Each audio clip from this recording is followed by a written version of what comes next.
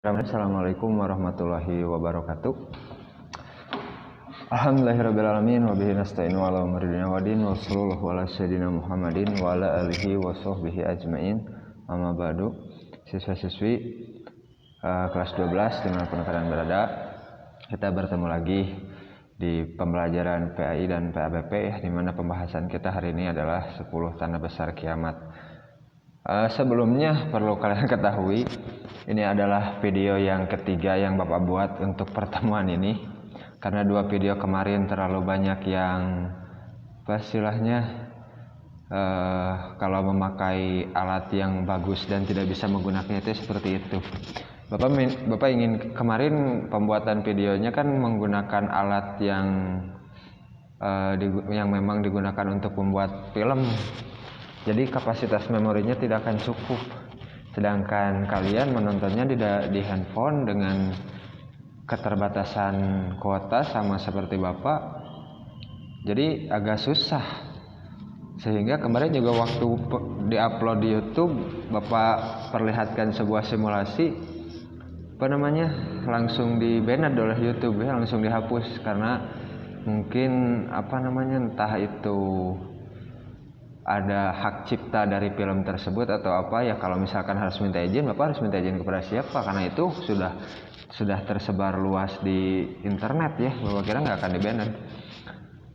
Nah, kita mengulang, ditambah ada beberapa pesan yang kurang puas sebenarnya di video yang kemarin. Pada saat live streaming ada beberapa hal yang kurang puas. Kita bahas ulang ya. Yang pertama, kalian bisa lihat di sini, lebih baik bikin video ya seadanya saja, karena kita juga akan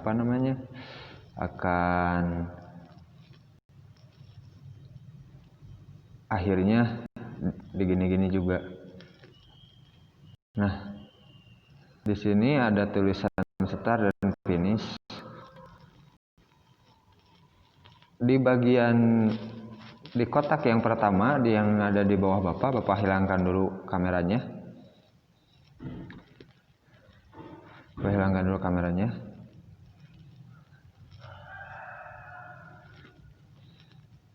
Nah, di sini ada tulisan start dan finish. Dari start ke finish itu ada tulisan 1400 sampai 1500. Kemarin sebelum PTS kita sudah bahas sampai 2 tanda besar kiamat ya, di mana Bapak menjelaskan satu hadis yang yang menjelaskan tentang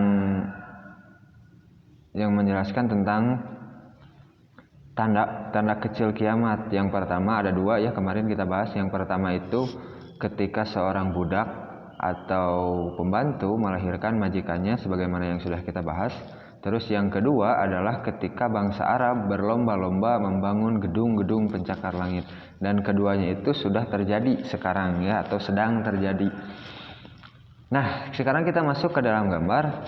Dari start ke finish, di sini ada satu hadis sahih sebelum kita masuk ke 10 tanda besar kiamat. Dari start ke finish ada 5 fase sejarah. Nabi mengatakan umat Islam ini akan mengalami 5 fase sejarah. Yang pertama adalah fase kenabian. Ya, fase kenabian. Fase kenabian di sini kita perbesar. Nah, fase kenabian di sini, tulisannya agak runyam ya, pecah karena ini foto biasa. Ini fase yang pertama adalah fase kenabian, tepat di bawah gambar Bapak. Yang pertama fase kenabian, yang kedua di sini fase khilafah yang pertama. Fase kenabian berumur 23 tahun, di mana dimulai fase kenabian ini atau start umat Nabi ini ketika Nabi diutus menjadi Nabi dan Rasul. Ya, berakhir ketika Nabi Shallallahu Alaihi Wasallam wafat. Ya, berakhir ketika Nabi wafat pada umur ke-63 tahun. Artinya berarti dari 40 ke 63 ada 23 tahun. Itu yang dimaksud dengan fase kenabian.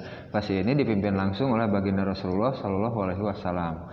Wafatnya beliau masuk ke dalam fase yang kedua, fase khilafah yang pertama. Nah, fase khilafah ini menggunakan konsep, menggunakan sistem sama seperti Nabi ajarkan. Konsep sistem dari kepemimpinan khilafah ini sama seperti Nabi. Siapa yang memimpin di fase khilafah yang pertama ini? 4 sahabat. Yang pertama Abu Bakar As-Siddiq, yang kedua Umar ibn Khattab, yang ketiga Utsman ibn Affan, yang keempat Ali bin Abi Thalib. Semoga Allah meridhoi mereka.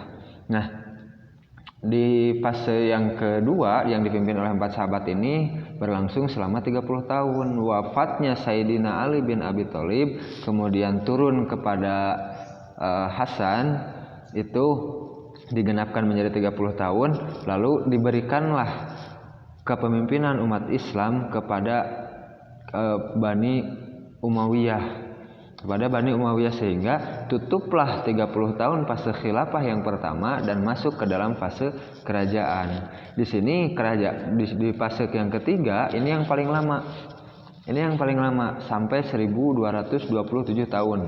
Ya, sampai 1227 tahun dipimpin oleh 3 dinasti Bani Utsmaniyah, dinasti Bani Abbasiyah, dan dinasti Bani Umayyah. Ini ada 3 dinasti, 1227 tahun, dan berakhirnya itu pada tanggal 3 Maret tahun 1924. Itu menurut ulama ahli sejarah, ulama ahli hadis, ahli sejarah sepakat bahwa fase yang ketiga ini telah berakhir pada tanggal 3 Maret 1924. Ya, wafatnya pemimpin Bani Umayyah di Turki pada saat itu, dan masuk ke dalam fase yang kelima. Kita geser. Kita masuk dalam fase yang keempat. Fase yang keempat ini dinamakan dengan fase kediktatoran. Ya, fase kediktatoran. Di mana fase kediktatoran ini Allah tidak menyebutkan kapan berakhirnya, berapa lama fase yang keempat ini berlangsung, tidak menyebutkan. Nah, sekarang kita sedang berada di sini, di fase yang keempat, di mana fase yang keempat ini kita tidak mempunyai seorang pun pemimpin untuk umat Islam. Satu, apakah itu disebut kerajaan, atau disebut khilafah, apalagi Nabi, ya, karena tidak akan ada lagi Nabi setelah Nabi Muhammad SAW. Nah, di fase yang keempat ini adalah fase di mana seluruh jin, seluruh setan, seluruh iblis, baik itu seluruh setan dari kalangan jin dan manusia, bekerja sama untuk memperbanyak penghuni neraka.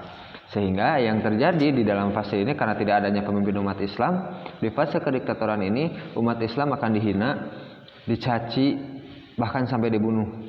Contohlah kita lihat di Suriah, lihatlah di Palestina, bahkan sekarang Palestina sudah tidak ada.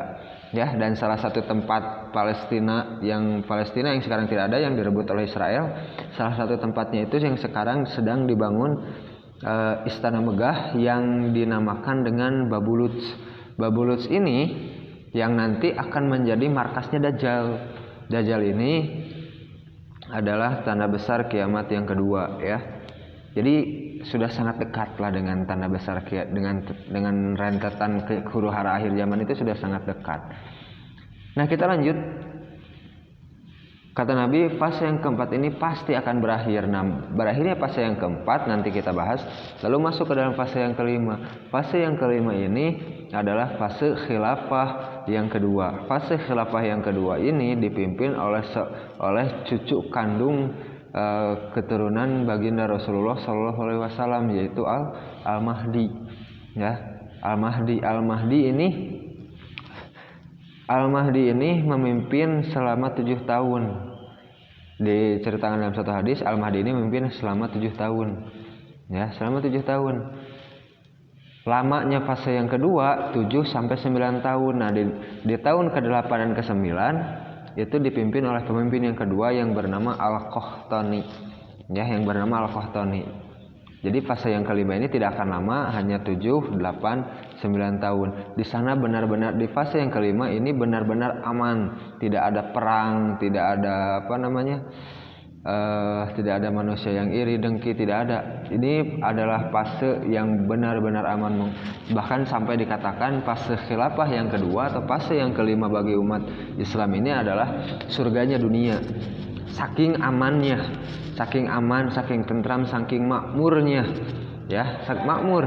Bahkan diceritakan dalam satu hadis, di fase yang kelima nanti akan datang seorang tetangga membawa gundukan emas, di mana tangannya ini penuh dengan emas menjulang seperti ini,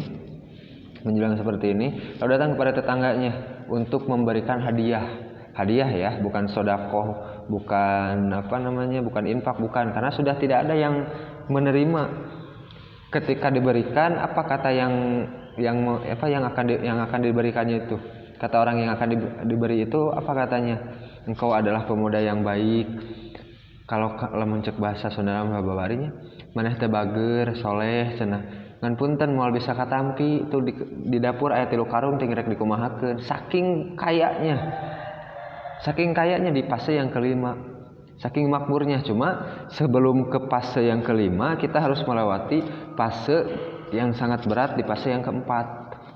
Ya, di fase yang keempat. Nah, dari fase pertama sampai berakhir fase yang kelima itu ada 2 hadis yang mengatakan tentang umur umat Islam. Ini bukan kiamat ya. Bukan kiamat, karena setelah finish di sini, tulisan finish di sini itu nanti masih ada kehidupan, belum terjadi kiamat. Ya, ingat belum terjadi kiamat. Nah, jadi dari start Nabi diutus menjadi Nabi, menjadi Rasul, sampai finish berakhirnya fase yang kelima, ada 2 hadis yang mengatakan. Yang pertama mengatakan 1400 tahun, yang kedua mengatakan 1500 tahun. Nah, para ulama berijtihad, bermusyawarah bagaimana mengkompromikan, mendiskusikan hadis tersebut, sehingga banyak pendapat yang mengatakan sampai menyebutkan tahun. Contoh Bapak sebutkan satu seperti Imam Jalaluddin Asyuyuti, ulama yang mengarang kitab tafsir Jalalain, mengatakan bahwa umur umat Islam dari start ke finish itu sampai 1477 Hijriah. 1477 Hijriah. Itu sampai menyebutkan tahun ya, tapi jumhur ulama, kebanyakan ulama berpendapat yang mengambil lebih aman itu dengan tidak menyebutkan tahun. Yang penting pokoknya umur umat Islam itu lebih dari 1400, tapi tidak akan lebih dari 1500. Nah, itu yang paling aman. Makanya yang ditulis di atas di sini dari start ke finish adalah antara 1400 sampai 1500 ya, sampai 1500 tahun. Cuma Bapak tegaskan di sini status kedua hadis di sini adalah doib. Doib itu artinya lemah. Kita tidak boleh membina keyakinan umur umat Islam tidak akan lebih dari 1500. Tidak boleh kita yakin 100%. Tetapi untuk fadha'il amal, untuk keutamaan amal, untuk memotivasi kita beramal soleh itu bagus. Tidak apa-apa. Tapi jangan yakin. Yang penting kita yakinnya itu kita akan mati. Kapanpun itu, cepat atau lambat kita pasti akan mati. Nah, itu yang harus kita pertahankan ya, yang harus kita pertahankan itu di sana. Lanjut sekarang. Nah, itu tentang umur umat Islam.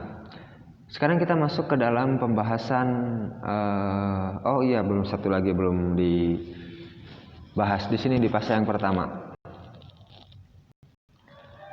Nah, di sini ada garis tengah di fase yang pertama, ada 13 dan 10. Maksudnya apa?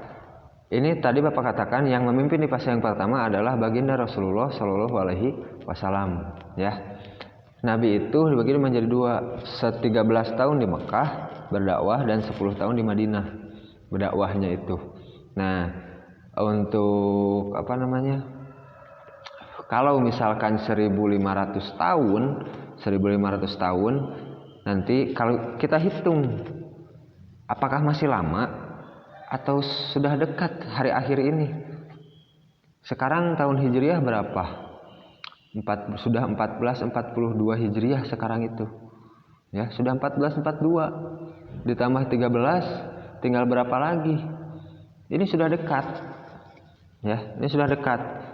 Karena tahun Hijriah itu kan diambil dari ketika Nabi hijrah, berarti diambil di sini dari tengah, dari garis tengah maju Terus itu tahun Hijriah 1442, artinya ada 13 tahun yang belum terhitung untuk umur umat Islam ya. Untuk umur umat Islam. Jadi kalau misalkan tambah 13 tahun, wah sudah semakin dekat. Ke 1500 itu sudah semakin dekat. Nah, kita lanjutkan sekarang, kita bahas tentang 10 tanda besar kiamat. Sebelumnya untuk 10 tanda besar kiamat ini Bapak ingin sampaikan, karena dalilnya hadisnya itu tumpang tindih. Maksud dari tumpang tindih itu kadang yang pertama jadi nomor 3, nomor 3 jadi nomor 5, nomor 5 jadi nomor 1. Terus seperti itu, urutannya tidak tetap. Itu berdasarkan hadisnya. Nah, karena selalu seperti itu, Bapak bingung mau ambil yang mana. Makanya Bapak coba browsing di YouTube, dan ternyata ada pembahasan tentang akhir zaman ini seperti gambar yang Bapak perlihatkan di sini adalah dari penjelasan Ustadz Zulkifli Muhammad Ali. Ya. Semoga beliau menonton. Bapak sekalian meminta izin karena Bapak ini nantinya akan di upload ke sosmed, ke sosial media, baik itu di YouTube ataupun di Classroom. Sekalian minta izin untuk ikut menyebarluaskan kajiannya, ya. Semoga beliau memaafkan semua kesalahan yang Bapak sampaikan. Nah, kita mulai. Jadi Bapak untuk urutan 10 tanda besar kiamat ini Bapak ambil dari Ustaz Zulkifli Muhammad Ali ya. Yang pertama bisa lihat di sini adalah dukhon ya. Apa itu dukhon? Kita tidak masuk dulu ke cabang 3 di sana. Apa itu dukhon? Dukhon ini adalah kabut debu panas yang panas dan sangat tebal. Kabut debu panas sangat tebal, entah bagaimana kita bisa hidup, entah apakah kita nanti masih hidup atau tidak ketika dukhon terjadi, wallahu alam ya. Nah, yang penting ketika dukhon terjadi, bagaimana sikap kita, apa yang harus kita lakukan?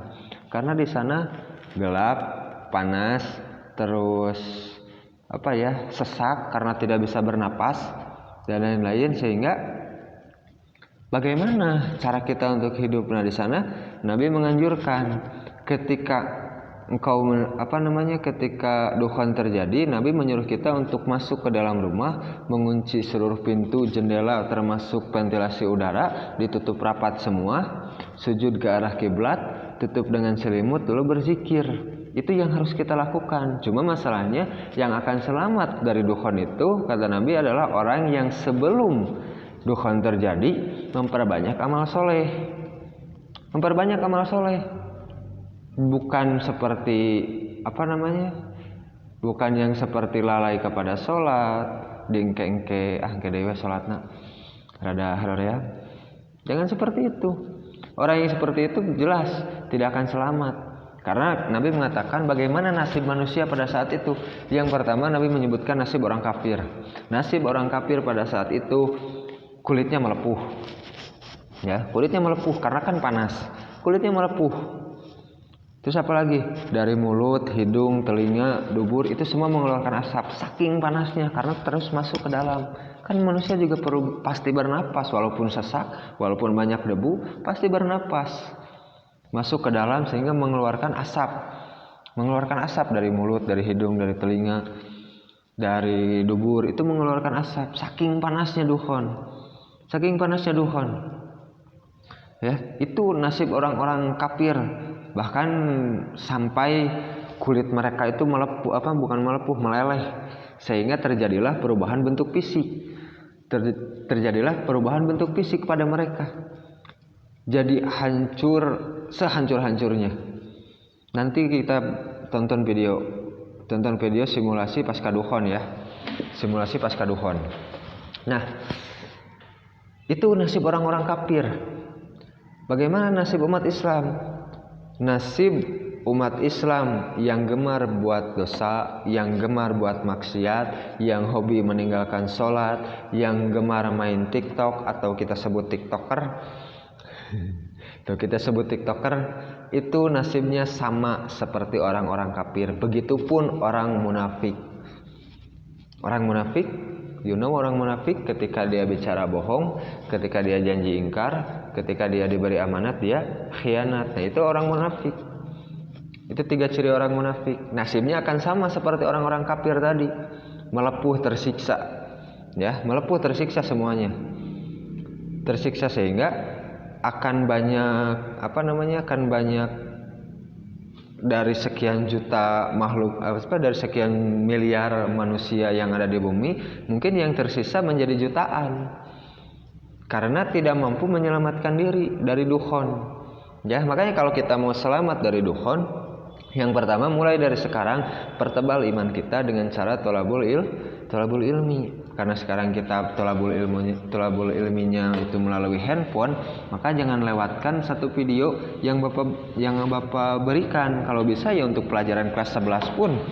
Ya, karena Bapak mengajar di 2 tingkat, kelas 11, kelas 12. Di YouTube Bapak itu full, ada kelas 11, ada kelas 12. Mungkin link yang selalu Bapak bagikan itu adalah link yang sesuai dengan jenjang kalian. Kalau kelas 3 ya link untuk video kelas 3, kalau kelas 11 ya kelas 11. Tapi kalau misalkan full kalian tidak punya waktu untuk berangkat ke madrasah, tolabul ilmi di kampung atau di rumah kalian masing-masing, kalian bisa nonton video-video Bapak di YouTube, semuanya komplit. Pembahasan dari kelas 11, kelas 12. Kalau misalkan Bapak ngajar kelas 10, mungkin juga akan bikin kelas 10. Jadi saminggu teh nyen video 3. Akhirnya nyen video 2. Ya leuwih ya. Nuk yang kelas 12 untuk minggu sekarang khususon itu sampai 3 kali syuting Bapak. Tapi lebih enak kayak gini daripada kayak kemarin tapi banyak gangguan, ya. Banyak gangguan. Nah, jadi yang pertama kalau mau selamat dari dukhon, pertebal ilmu dengan cara tolabul ilmi. Yang kedua, perbanyak amal soleh, stop amal salah. Perbanyak amal soleh, stop amal salah. Tong loba sirikan kabatur, tong loba sangkaan kabatur, husnuzon, antara husnuzon dengan suuzon. Stop suuzona, husnuzona perbanyak. Karena itu juga merupakan amal soleh. Ya. Jadi perbanyak amal soleh. Yang amal solehnya sedikit, nanti nasibnya akan sama seperti orang-orang kafir pada saat dukhon terjadi. Kapan itu Pak? Nah, kalau ditanya kapan dukhon itu terjadi? Kalau melihat tadi secara garis besar dari start ke finish, umur umat Islam tidak akan lebih 1500 tahun. Sekarang sudah 1442, berarti tidak akan lama lagi. Dikurangi dengan belum terjadinya dajjal, tanda-tanda kiamat yang lain sampai fase yang kelima sampai 9 tahun. Itu sudah tidak akan lama lagi. Tapi ketika Nabi SAW ditanya kapan itu terjadi, kita lihat hadisnya.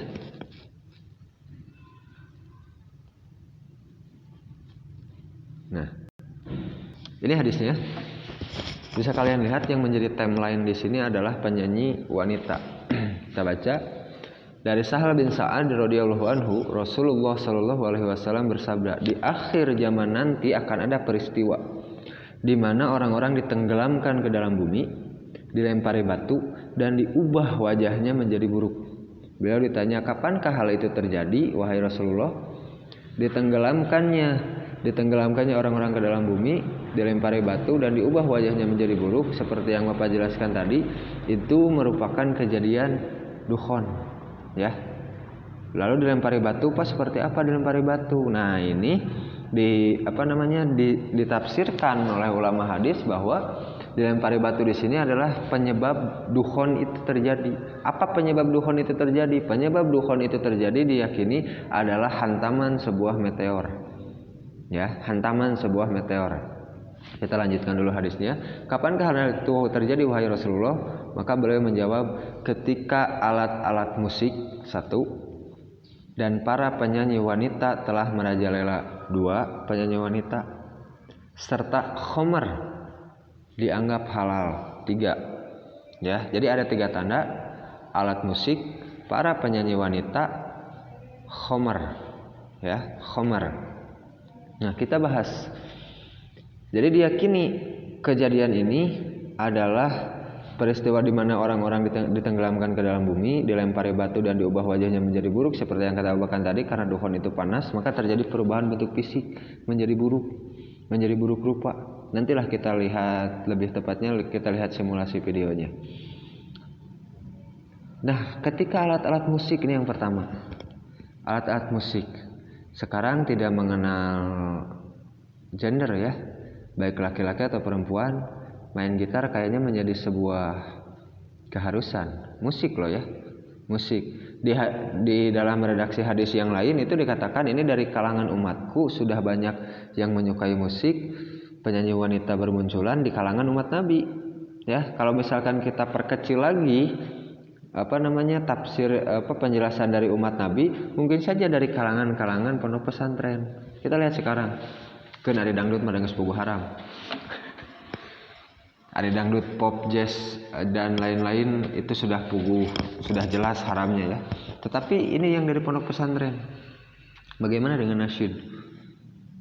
Setahu Bapak, makanya alat musik yang mungkin ya ini mungkin karena keterbatasan ilmu Bapak ya. Karena setahu Bapak alat musik yang dibolehkan dalam Islam itu hanya 2. Yang pertama bedug, yang kedua kohkol. Ini 2 alat yang digunakan sebelum azan ya, sebelum azan. Nah, hanya 2 alat musik itu saja yang dibolehkan dalam Islam, itu yang Bapak ketahui. Ya, itu yang Bapak ketahui. Mungkin karena karena keterbatasan ilmu Bapak tawakuf di sana. Kalau misalkan ada yang membenarkan silahkan. Ada yang mau menyangkal atau memberikan dalil hadis tentang alat musik, dibolehkannya alat musik seperti halnya nasyid, silahkan. Bisa saja ditafsirkan dari kalangan seperti itu, sehingga menjadi, kalau menurut Bapak pribadi, karena yang Bapak ketahui hanya 2 alat musik, apa efeknya? Orang-orang bersolawat, nasyid tadi, orang-orang bersolawat niatnya itu bukan karena ibadah, tapi karena mencari uang. Ini yang ditakutkan. Terus para penyanyi wanita, senang baiklah suara nabut atau gini. Itu salah satu contoh. Solawatnya bagus, cuma yang jadi masalah itu adalah ketika dia memperjualbelikan hasil suaranya. Nah, itu yang jadi salah. Solawatnya bagus, musiknya yang salah di nasyid. Terus ada penyanyi wanita solawat, ya kan? Ya asyikal qalbi, cenah, ya kan? Itu kan penyanyi wanita, itu kan pakai nada nyanyi. Yang salahnya itu satu, ada alat musik, ada musik. Salawatnya bagus. Yang salahnya satu, ada alat diiringi musik. Yang keduanya, yang bersalawatnya wanita terus diperjualbelikan sehingga disebutlah penyanyi wanita setelah merajalela. Sekarang bagaimana? Itu sudah terjadi sekarang. Jadi kapan dukhon itu terjadi? Ini 2 tanda sudah terjadi. 2 tanda. Kita bahas yang terakhir. Khomer dianggap halal. Kalau kalian kalau khomer dianggap halal, ini terjadi di Arab ya. Kalau kalian update berita tentang negeri Arab atau khususnya Saudi Arabia, itu ada minuman beralkohol yang berlabel halal dari kalau di kita itu sebutnya MUI yang mengeluarkan label halal. Sampai seperti itu. Berarti kapan? Ya tinggal tunggu saja. Apakah sehingga tidak salah. Kemarin mungkin ada yang menyebutkan di waktu bulan Ramadan kemarin, ada yang menyebutkan bahwa dukhon akan terjadi tanggal 15 Ramadan 1441 kemarin. Kan viral, ada yang menyebutkan bahwa dukhon akan terjadi Ramadan ini karena tanggal 15 bertepatan dengan hari Jumat. Terus ya karena lihat tanda-tandanya sudah terjadi semua. Tetapi perlu diketahui, yang menyebutkan dukhon akan terjadi di hari Jumat itu hadisnya dhaif ya, hadisnya dhaif. Hadisnya lemah. Jadi di sini kita tulis ciri atau tanda dukhon terjadi itu adalah musik, penyanyi wanita, khomer, sudah merajalela. Khomer kalau dianggap halal tadi kita bisa lihat di Saudi Arabia itu sudah ada, sehingga banyak yang menentang dari negara-negara lain termasuk Indonesia. Khomer, kenapa Bapak tulis khomer? Karena kalau misalkan Bapak tulis minuman keras itu hanya terbatas ya, itu hanya terbatas. Makanya tulis khomer. Khomer ini mempunyai arti makanan, segala sesuatu makanan atau minuman yang bisa memabukkan. Yang bisa memabukkan apa? apa saja itu, bukan hanya minuman keras. Di kita sekarang sudah sangat merajalela, mungkin bisa dianggap halal, ya, dianggap halal. Kenapa? Karena ada obat tertentu yang orang-orang sekarang gunakan untuk mabuk, untuk memabukkan dirinya. Nah, sebutkan siji komik, dua antimo, itu sudah marak di mana-mana, dan itu dilakukan oleh kalangan anak-anak sekolah. Ya, kalau mau cepat dukhon terjadi silahkan lakukan. Kalau mau tidak ya segera hentikan. Kan itu pertanyaannya. Ya, kita ulang lagi bahwa tadi Bapak sebutkan yang menyebabkan dukhon terjadi adalah hantaman meteor. Nah, hantaman meteor ini ketika dia merangsek masuk melalui lapisan atmosfer bumi, ini akan menyebabkan seluruh teknologi yang ada di muka bumi lenyap. Hilang semuanya, ya, mati handphone, laptop, internet, mobil, motor, dan teknologi lain yang ada di rumah sakit, di pabrik, dan di bank, dan lain-lain sebagainya. Semuanya akan mati. Semua teknologi yang memanjakan kita hari ini semuanya akan mati ketika dukhon terjadi, ketika meteor menghantam bumi. Karena satu-satunya dalil atau yang bisa diterima oleh akal ketika melihat efek dari dukhon ini hanya hantaman meteor, bukan bom nuklir, bukan juga letusan gunung berapi. Ya, satu-satunya yang bisa mengakibatkan efek separah dukhon itu hanya hantaman meteor.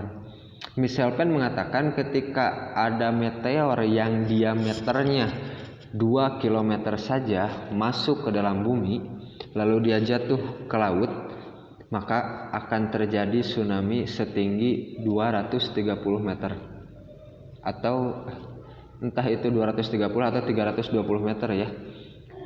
Yang penting sampai 200 meter lebih. Kalau diameter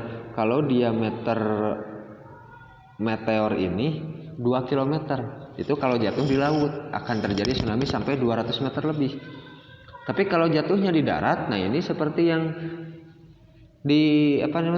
ditafsirkan oleh hadis tadi, maka akan terjadi dukhon. Ini akan mematikan seluruh teknologi yang ada di muka bumi. Ya, kita punya mobil, ya tinggal mobilnya saja, tapi tidak bisa dipakai. Punya motor, ya sama seperti itu. Mungkin yang bisa dipakai hanya sepeda, karena masih manual, masih di kayu, tidak menggunakan sistem, ya, hanya menggunakan sistem kaki saja, mungkin hampir sama dengan jalan kaki, ya. Nah, bukan hanya teknologi saja, seluruh sistem pemerintahan yang ada di dunia yang sekarang disebut dengan sistem kapitalis dunia itu akan lenyap semuanya. Seperti yang kita ketahui sekarang kita sedang ada di masa pandemi.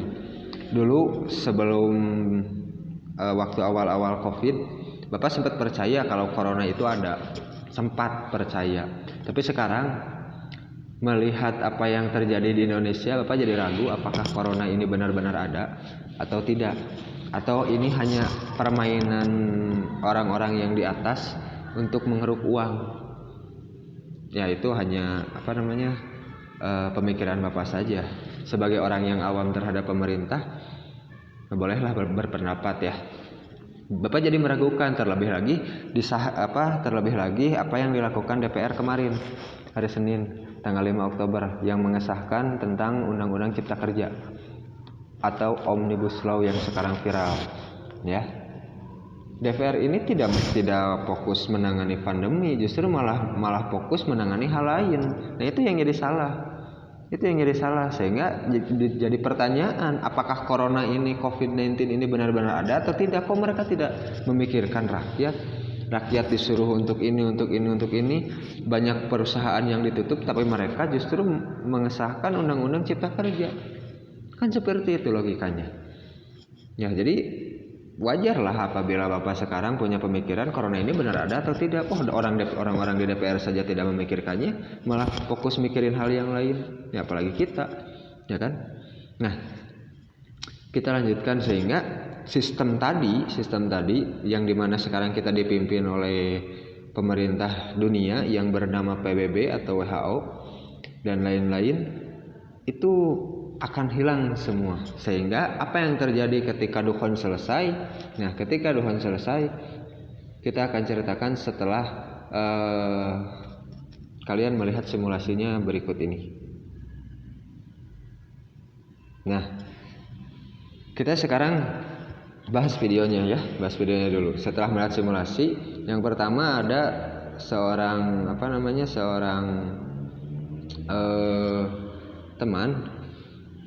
teman tadi seorang lelaki yang sedang menjenguk temannya yang sedang koma. Nah, kalian diibaratkan itu adalah orang yang koma sehingga melihat orang yang menjenguk tadi itu seperti bayangan. Dia membawa bunga terus disimpan di meja. Ya. Terus kamera langsung terfokus kepada orang yang koma. Dan orang yang koma ini menganggap bahwa yang menjenguknya tadi itu baru saja. Padahal kalau kita lihat, dia menganggap bahwa teman yang menjenguknya itu baru saja menjenguknya. Padahal kalau kita lihat ketika dia melihat bunganya, itu bunganya sudah layu, sudah tidak segar. Terus kita tadi lihat jam dindingnya sudah mati. Artinya jarak antara temannya menjenguk dengan dia tersadar itu punya waktu yang tidak sebentar, tidak lama. Tapi ya namanya juga film, namanya juga orang koma, mungkin tidak ceritanya karena dia koma tidak sadar, dia menganggap itu baru saja terjadi padahal membutuhkan waktu yang sangat lama. Terus ketika dia masuk ke toilet, dia melihat mukanya sendiri, kaget. Karena sebelum dia koma, di dalam film tersebut sebelum dia koma, dia itu bersih, tidak berjenggot. Tetapi ketika dia bangun, lihat ke cermin, makanya dia kaget, langsung cuci muka. Dan ketika keluar rumah sakit sudah kacau balau. Banyak mayat, ada mayat yang tubuh manusia yang dimakan dagingnya. Terus dia mencoba sebuah telepon, sudah tidak berfungsi. Ya, sudah tidak berfungsi karena tidak ada lagi teknologi. Terus dia mulai keluar dari rumah sakit. Pemandangan itulah yang ingin Bapak sampaikan untuk pemandangan dukhon. Kalau misalkan kalian selamat dari dukhon, mudah-mudahan kita semua selamat, walaupun dengan iman dan amal soleh kita yang sedikit, mudah-mudahan selamat. Kalau misalkan kita selamat dari dukhon, pemandangan itulah yang nantinya akan tergambar, yang akan kita lihat ketika kita keluar rumah. Banyaknya bangkai berserakan.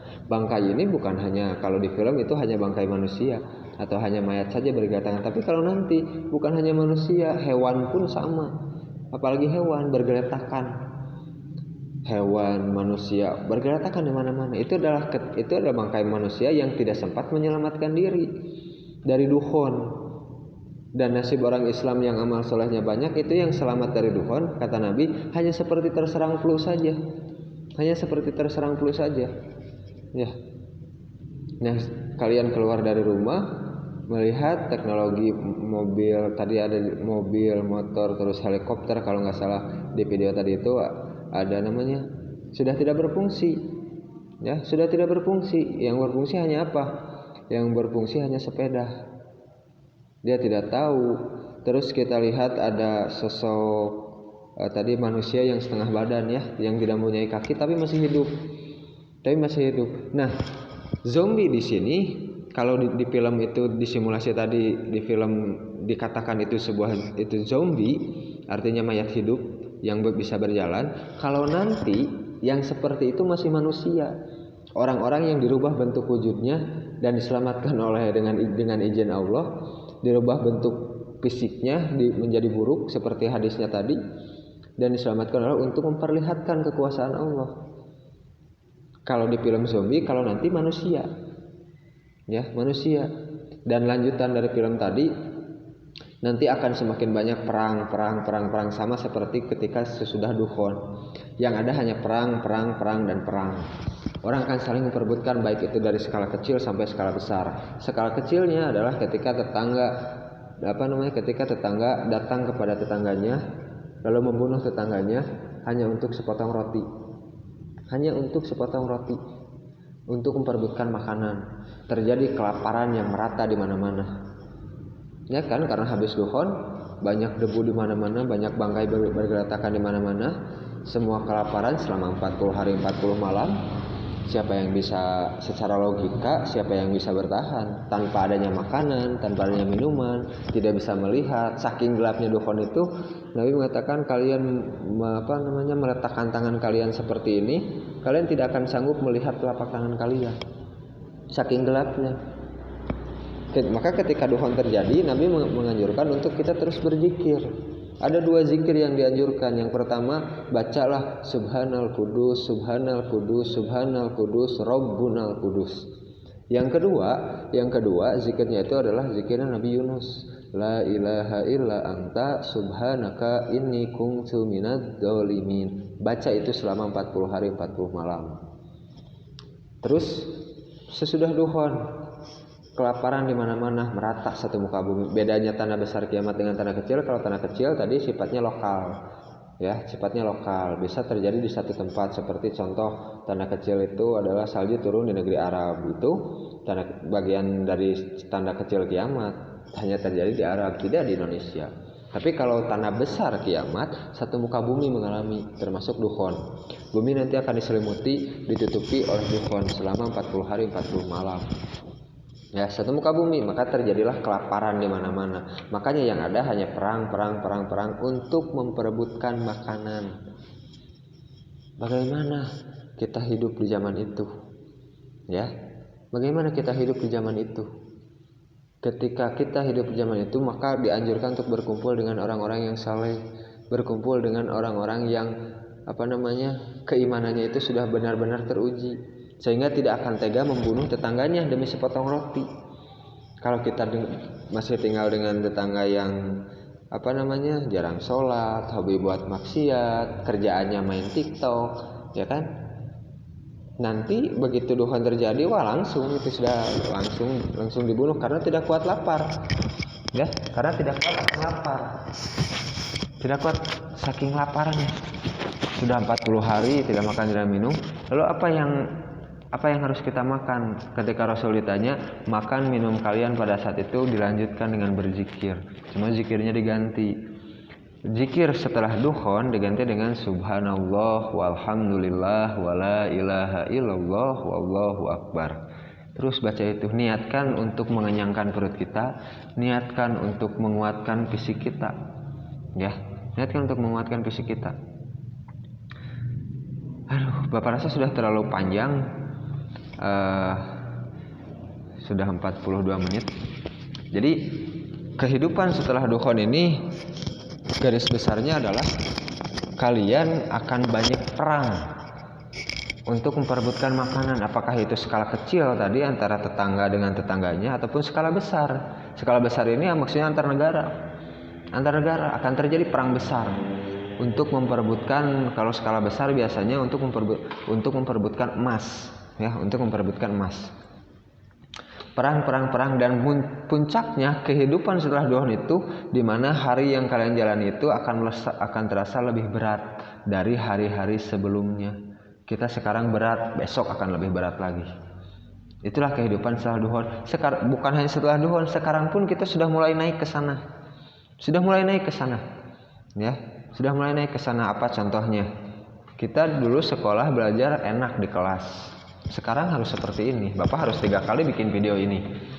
Ya, Bapak harus 3 kali bikin video ini, yang akhirnya yang pada akhirnya Bapak bikin video ya melalui handphone Bapak pribadi. Walaupun dengan handphone Bapak dengan harga yang murah, tapi bisa bermanfaat. Daripada menggunakan kamera yang untuk membuat film dengan mikrofon dan alat-alat yang memenuhi standar lah, katakan memenuhi standar untuk bikin film, untuk bikin video, tetapi ketika dibuka di handphone tidak memadai, ya lebih baik mending seperti ini, ya. Jadi akan terjadi banyak perang. Nah, mungkin itu saja dari Bapak. Kalau misalkan video ini di banned lagi dari YouTube, aduh, mungkin videonya tidak akan ada simulasi ya. Kalau misalkan video ini di banned lagi, nanti karena video ini nanti akan Bapak edit, terus dikasih simulasi pada saat bagian tengah tadi. Kalau misalkan sudah dikasih simulasi, terus videonya masih di banned sama YouTube, mungkin tidak akan tidak akan ada simulasi di dalam video ini. Tapi kalau misalkan tidak di banned pasti ada. Nah, kalau misalkan tidak ada, kalian bisa lihat atau minta video untuk yang mau melihat simulasinya itu pada Bapak langsung, atau bisa melihatnya di Classroom, karena kalau di Classroom bisa dilihat, bisa diupload simulasi Paskaduhon tadi, Paskaduhon yang Bapak jelaskan tadi. Nah, untuk tugasnya, ini video Bapak yang ketiga. Tugasnya itu tetap Bapak tidak akan rubah, berapakah sisa umur umat Islam sekarang. Ya, berapakah sisa umur umat Islam sekarang kalau umur umat Islam itu tidak lebih dari 1500 tahun. Tadi sudah Bapak jelaskan, sana 13, 10, 23 tahun, terus tahun Hijriah. Sudah Bapak jelaskan, silahkan jawab di Classroom seperti biasa. Itu saja. Subhanakallahumma wa bihamdika asyhadu an la ilaha illa anta astaghfiruka wa atubu ilaik. Wassalamualaikum warahmatullahi wabarakatuh.